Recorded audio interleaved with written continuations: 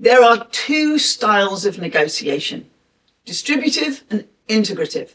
Now that first one is the one we're often seeing when it's about win-lose.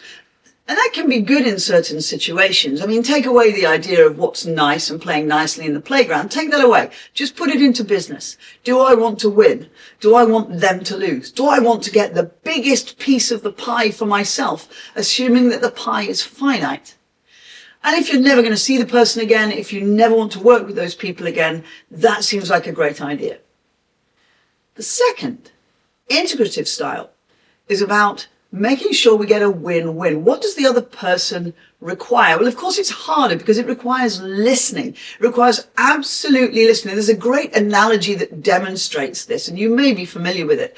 It's a situation where you've got two children in the story I think of, arguing over the last orange in the fruit bowl.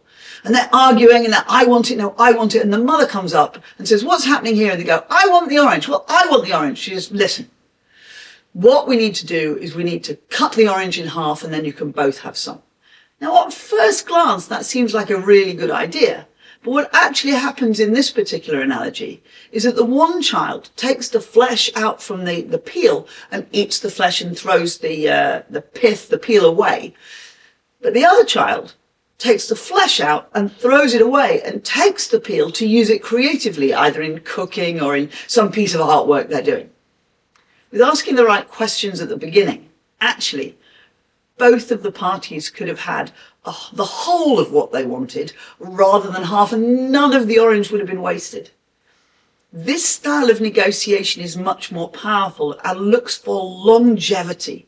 We are stronger together. We are stronger when we collaborate, but it requires not necessarily compromise, but it certainly requires listening, value-based stuff, the ability to say, well, if I can have this, what about this for you? It's not just about splitting things in half. It's really thinking about what's important.